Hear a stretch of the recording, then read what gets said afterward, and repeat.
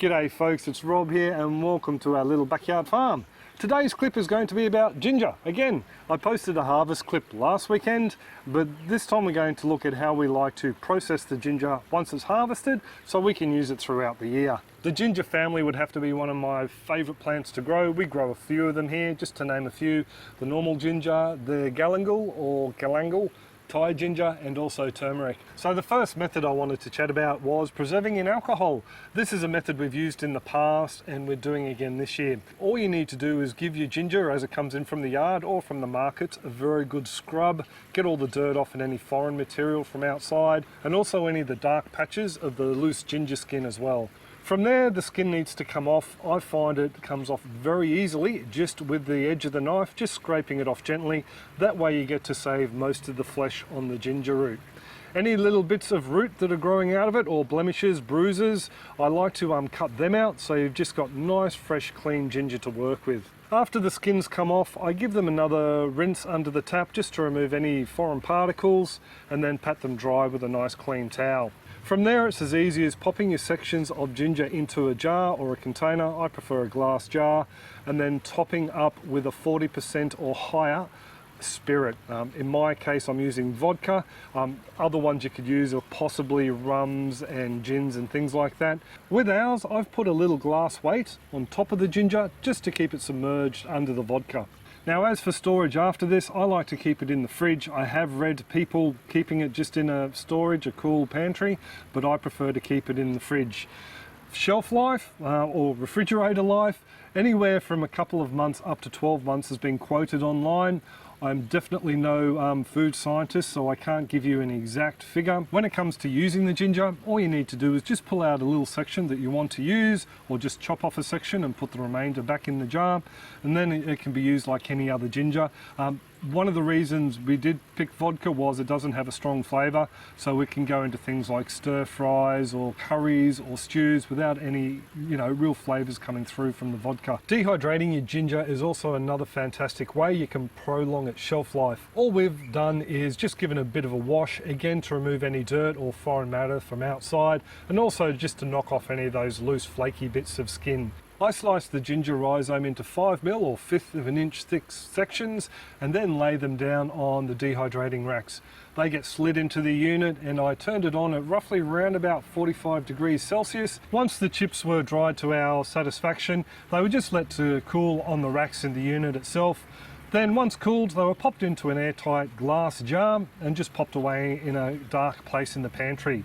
As to how we use these dried ginger chips, well, we've mainly used it to make ginger powder, so we can get fresh, extremely aromatic ginger powder whenever we need it in baking or in stews and curries as well. Very easy thing to do. You just pop a small handful of little ginger chips into a food processor, probably a little coffee grinder or herb grinder would work better, and then blast them until you've got the desired consistency. Before we use it, I like to run the powder through a very fine mesh sieve just to get out any little bits of the fibre that didn't break down and also any bits of the chunky skin.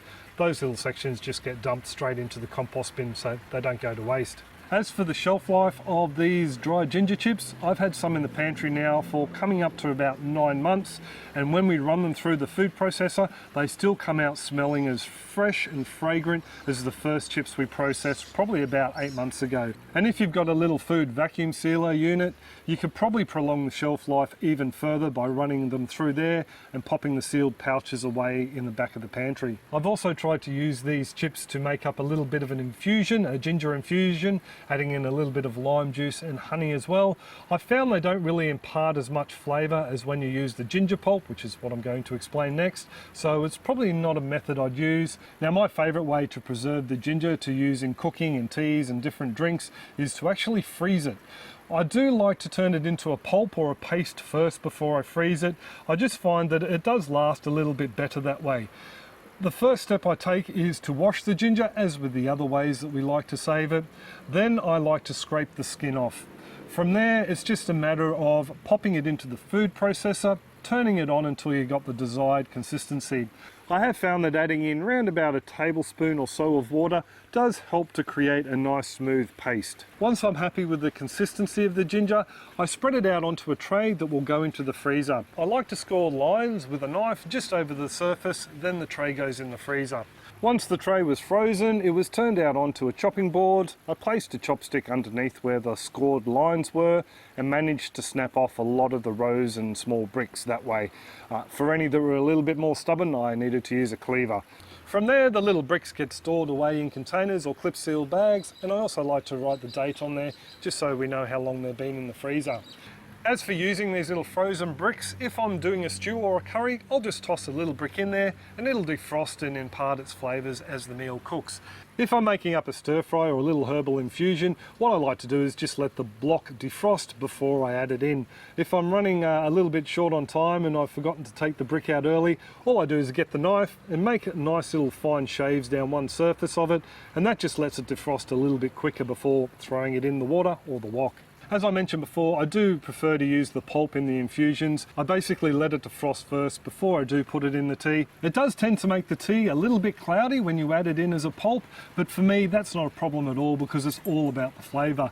Now if you've got a raw piece of ginger from the market or you've harvested from the garden and you want to store that in the fridge, the best way I've found to do it is just to put it in a little sealed plastic bag or a container if you've got one the right size.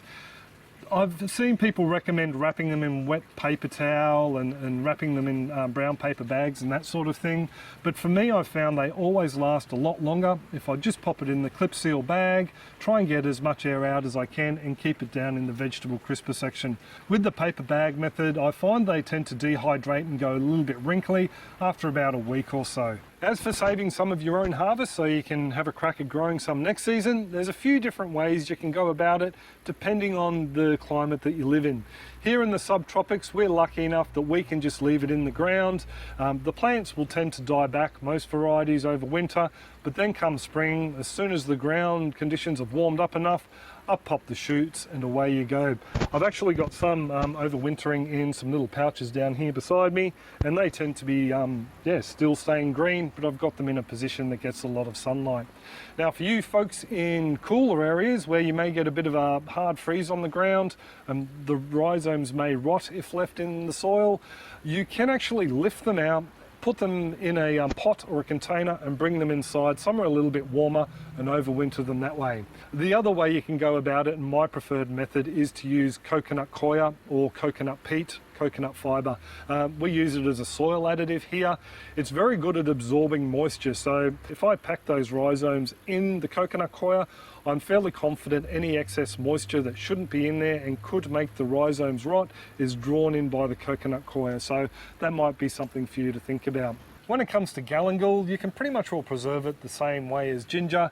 With the turmeric, I have actually done a preserving clip on that if you wanted to check that out. A few different ways that we like to prepare it. Pretty similar to the ginger, but yeah, suss it out if you're interested. I've actually got a load of turmeric down the back that I'll be harvesting very soon, and we've also got other clips if you're interested in harvest clips. Some awesome ginger pulled out of the Aquaponics last year, and already ginger harvest from this year, and this one here will be coming out in the next week or so as well, so keep an eye out for that clip if you're interested in seeing how that one goes. So Lizzie's been very patient while I've been shooting this clip, folks, but I think it's almost time to take her for a walk.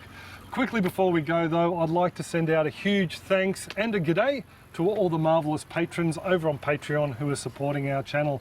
There's a list of super contributors in the description below, so pop down there and check out their websites and Facebook pages. So one more, that's it Lizzie. So thanks very much for coming along. I do hope that you've got something out of the clip. I also hope that your gardens and aquaponic systems are booming, and I will catch you next time. Cheers folks, have a top one. You had enough now, Liz? No more ball? Where's your ball? Or do you want to go for a walk? Go for a walk? Way, you're coming in too quick. Now say goodbye? Say bye-bye, Lizzie. Catch you folks.